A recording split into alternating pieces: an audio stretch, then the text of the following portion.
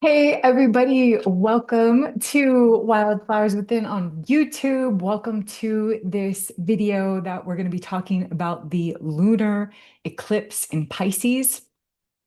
I am very excited. I am grounding myself as we get into eclipse season because if anyone's feeling the energies out there, it is intense, at least for me, and not just me, from many people I spoke to.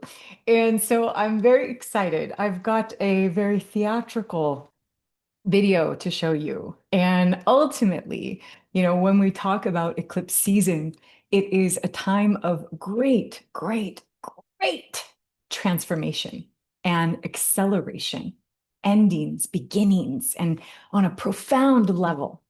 And so, what I'd like to do is to anchor us into this time and give you a point of reference through the use of symbolism and the use of metaphor. And, like I said, some brilliant acting skills because Pisces loves, the arts. It exalts Venus for crying out loud. And ultimately, it is to help you understand the magnitude of how dynamic the astrology is at this time. And I want to say, just before we get into the video, if you are a woman who is looking to work with divine feminine wisdom, in particular, becoming more aligned with the lunar cycle, you can click a link at the comments part of the description of the video, and join me because I lead breathwork circles on new moons and full moons. And it is so fun to channel and feel the energies of the stars. Divine feminine wisdom broke me open. It helped me lead my most authentic life. It led me to my purpose. And not just that, but profound healing. And to be one with nature and one with her cycle, with our Madre la Luna. Like, it's just the best. So I invite you if that's of interest. All right. Without further ado, my dears, let us speak about this Pisces energy. Now, for this, what I'd first like to do is call your attention to a pretty popular movie. I think you've heard it. It's called The Matrix. I really hope there's no spoiler alerts for people. Like, if you haven't seen The Matrix, I don't know where you've been, but I'm pretty sure you guys all have. So, we have the main character, Neo, right? Played by the handsome Keanu Reeves. And, the story essentially, him as this protagonist, this seeker of something, right? He's searching deeply. And there is a series of events, right, that almost seem fated because he has this quest inside to find out what is, the matrix. And it leads him to a series of events.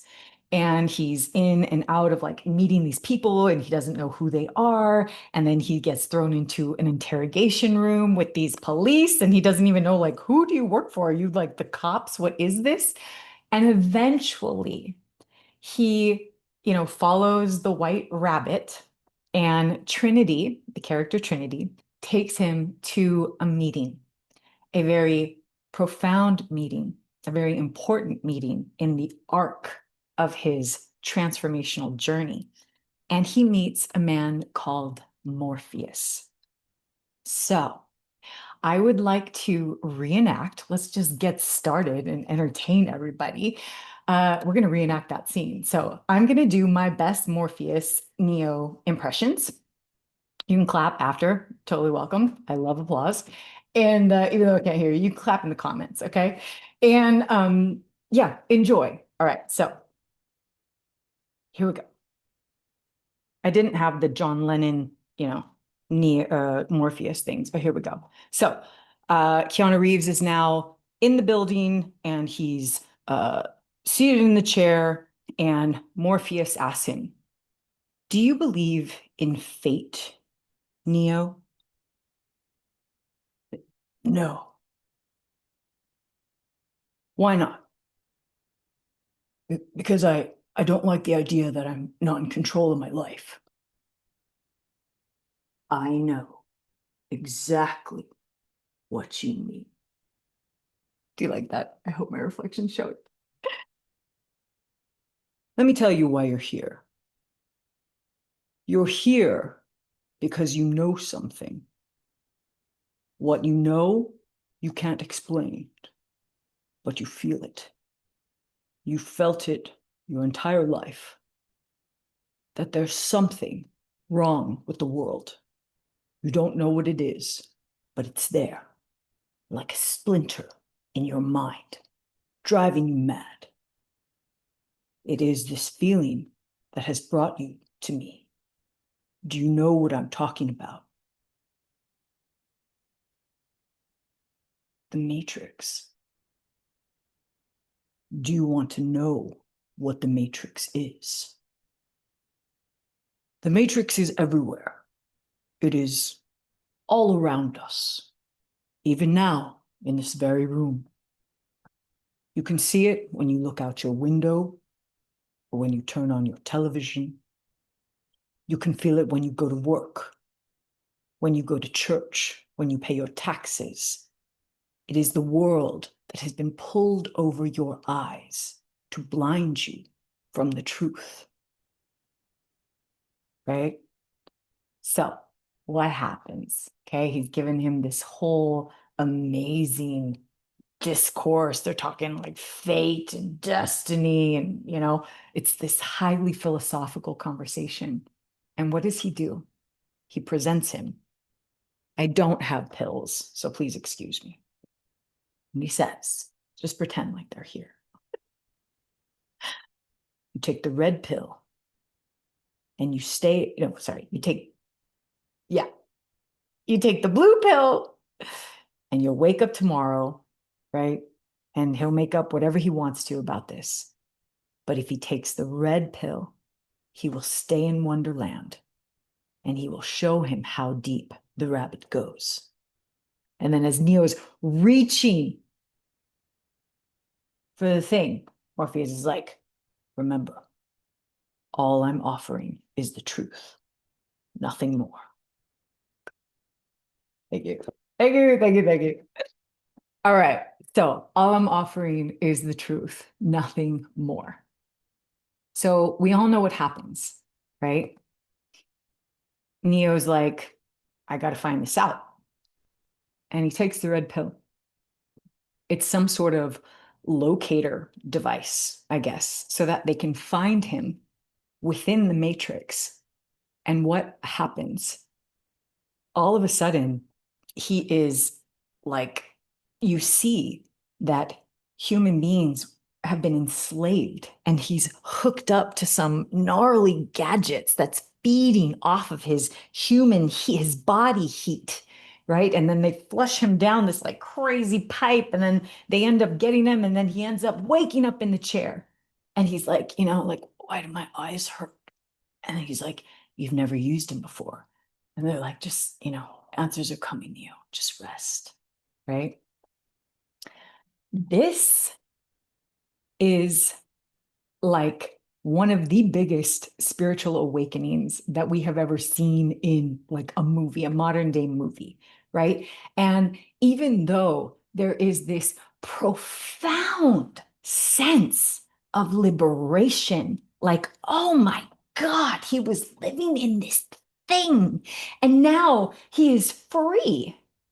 There is also a profound sense of tortured existence because reality is now he's looking in on the entire human race enslaved, and they have become some sort of like, you can call it a spiritual warrior or just a warrior. It's them versus the machines. And that's really sad also to think I'm free and it freed me into the truth of something that feels like a tortured existence again, right? This is the energy of Pisces. God bless you, Pisces, okay? I've got my South Node in Pisces, so I know, man, I'm coming in with a lot of that, lifetimes of experience. And this tortured existential crisis, right? This is what takes place in this feminine water temple of Jupiter. Jupiter rules law and order. right? It is harmony. It is spiritual. It is a spiritual temple. It is a place that honors Venus. She is exalted here. It honors the goddess. It celebrates the art. It is where faith takes center stage, right? And the crystallization of spiritual enlightenment. But, you know, in Pisces, similar to the Matrix, the tortured existential, crisis is the cracking the code of realizing, oh my God, I am divine, and my deepest wound is being separated from the one true source, right? So how beautiful that I know I come from that. And yet, how awful that I am just a fragment, broken off and individuated and living in this world. And I just want to get back to my creator, right? It's like, so I will write poetry about you, and I will cry, and I will live for love. It's like all of these things, right? And in the shadow, I can feel like such a freaking victim of it all. Oh, dear God. Pisces really understands victim. I got it down packed. I got no plans in Pisces, but I told you my South Node is there. So there is something so sweet about the feeling of victimization. It's so wrong that it feels so right. And because the nodes of the moon are associated with karma, then we have to look in this profound moment of eclipses. What is the karma blossoming for us at this time? Right? And, for new moons, if that is a time to plant seeds, you know, then for a full moon, it is the time, I love taking the body as this metaphor of the garden. We are children of this earth. So what have I been planting within me? Where have my thoughts? What have I been sowing with my thoughts, with my actions, with, my philosophical beliefs? My integrity, what has been my relationship to others, with my family, with my friends, with colleagues, right? All of that, I am cultivating something in my garden. And so now, for a full moon lunar eclipse, it is like walking into the garden and seeing this gorgeous, beautiful tree, hopefully gorgeous, beautiful tree. Okay. That's the romanticism just coming out. Okay. It might be an ugly tree. I don't know what the karma is that's going to be blossoming for you in your life, but the fruit is ripened and it is ready to be harvested. Right. And like Neo in the Matrix, the answers, the revelations that eclipses bring can be absolutely shocking. They can come out of nowhere. Like, what? And you don't see it coming. You can very much be blindsided by it, right? So, and it doesn't necessarily mean that being blindsided by something is bad in this case, right? If you are having information like maybe there's a riddle or there was confusion around something and you were trying so hard to figure this puzzle out, and boom, all of a sudden, Pisces lunar eclipse happens and you understand it, right? Maybe there might be like a tinge of sadness to it, like oh, I lived all these years, in this sort of way, realizing now the truth. And oh my God, it's wonderful. Maybe it's freeing at the same time, right? Maybe it feels like, I can finally see the light at the end of the tunnel. Just like the movie in the Matrix, Piscean energy wants to crack codes. I see it as that like spiritual code cracker where something has been false and I am finally allowed to see the truth.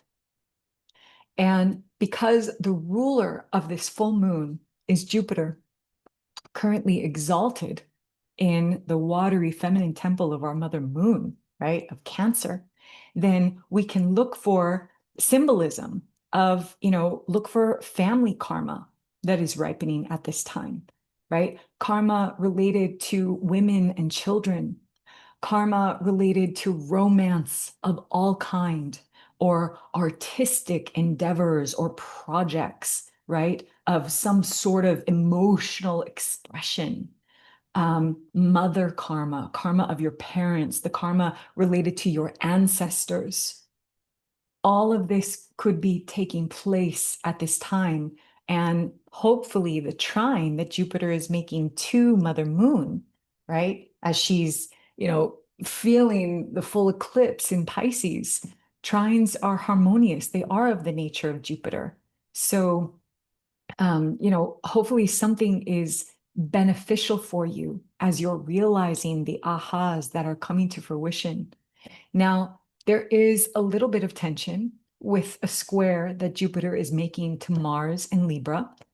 Mars is not comfortable in Venus's sign, right? It's a debilitated Mars.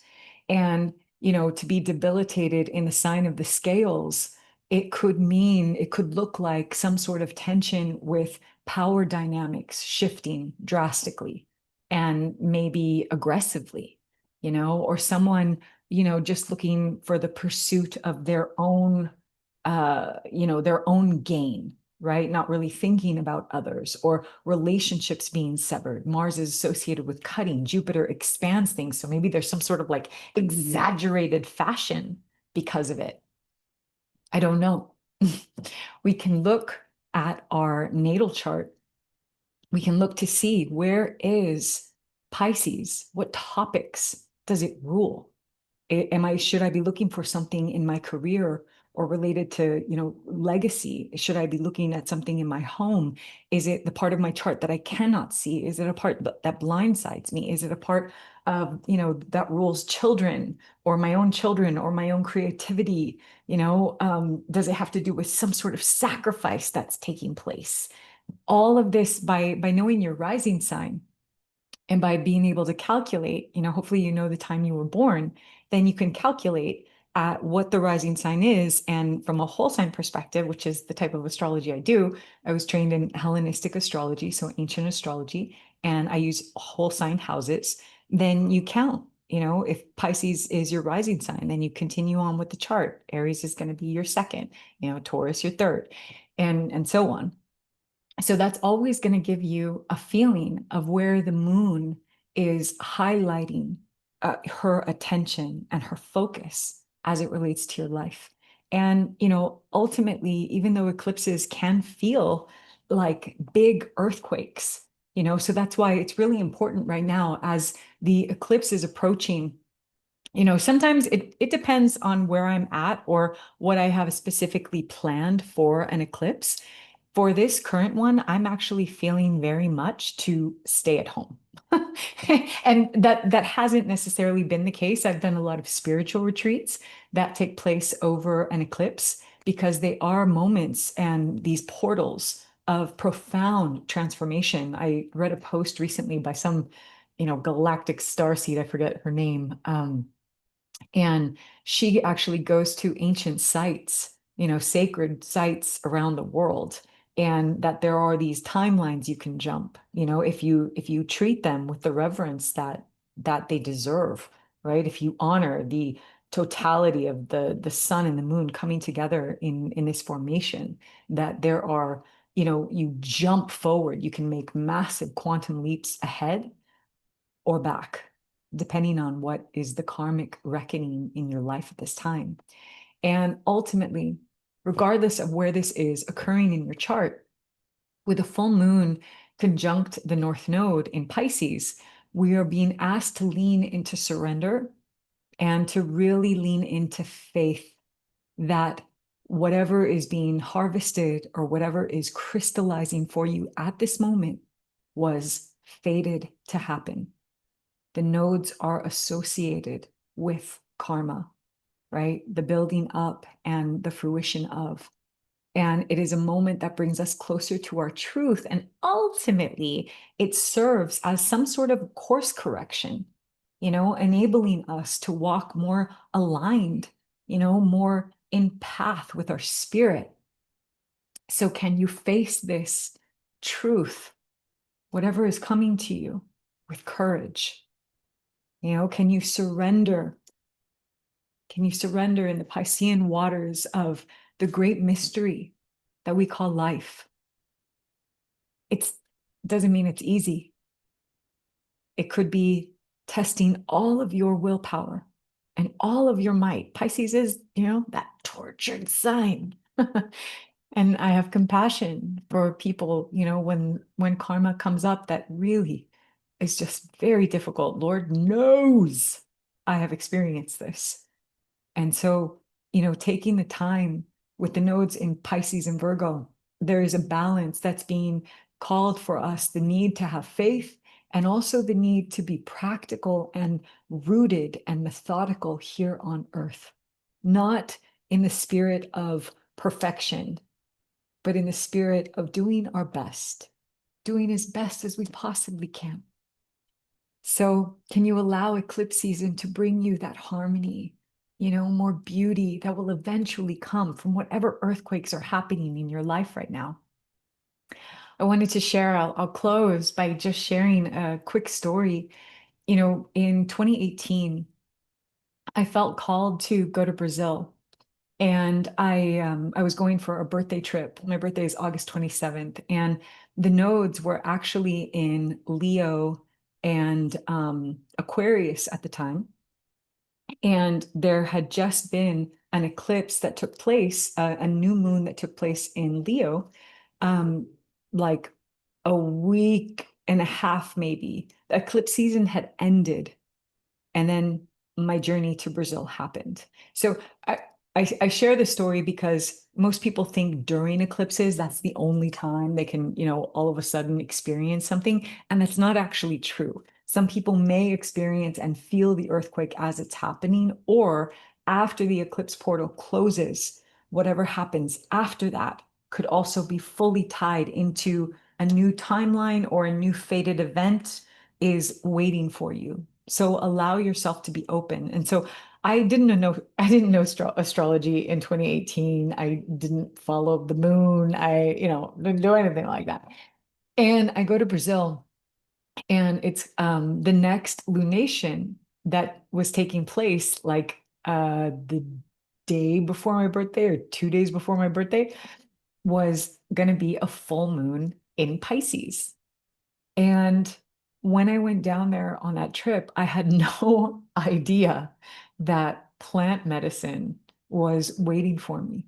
And to my surprise, to my utter surprise, I am suddenly finding myself in a plant medicine journey with, a bunch of Brazilians singing in Portuguese. I don't even know what's going on. And for the first time in my life, this cracking of the veil falling completely between me and the great beyond, between the world I live here on earth and the mystery of lo más allá, lo gran más allá, way over out there. And I can't even tell you how beautiful it was to see, to have visions, to meet and see people and spirits, ancestors, to hear people singing in the astral. To me, it was like a happy birthday surprise party for me. Like it was amazing, and it rocked my world. And my life has never been the same. And a lot of earthquakes happen because of it. A lot of needing to uproot my life and leaving my home and freaking my family out. Like all of the things took place after that moment. But eclipse season had just ended and there was a new trajectory. And I really, really needed to embody faith to be able to walk it. I wasn't given instructions on what to do next. I was simply told there's more waiting for you, mija, and you can find it if you want. So I share that with you because I wish for you to allow this eclipse season to be this pivotal turning point in your life that is going to bring more beauty and harmony and structure for you in this world, right? And can you allow whatever it is, full moons, we're supposed to let go, right? And with the North Node there, it's a little interesting, right? Because we're supposed to let go and at the same time now reach for something, that's a little uncomfortable, that might be out of like what we know, but it's asking us to go for it. And so with this letting go, what space will open up in your life because of it? So allow yourself to meditate on that. Allow yourself some quiet time. You know, the eclipse happens at 11:11 this Sunday, the 7th, September 7th. That's Pacific Standard Time. I'm going to be in meditation. You know, I might be doing art and collage. I'm not quite sure. The next day, I'm going to be hosting a new moon lunar eclipse breathwork, where a full moon lunar eclipse breathwork, where we will energetically pull out and really allow our body to move. Energetically, we need to be doing the work internally as well. That is the way to get back into rhythm. And so, for those of you that are already in the circle, I'm really excited to breathe with you on Monday. And for those who would like to join, the link is below. So, this will be harvesting and awakening. And I wish you so much wild success and blessings on your journey. May you have spiritual epiphanies that support your trajectory to live your deepest truth in the world. So, thank you so much for watching, and I will see you again soon. Ciao. Should I put on the glasses? Wait, can I do one more? And I'll see you again. Ciao.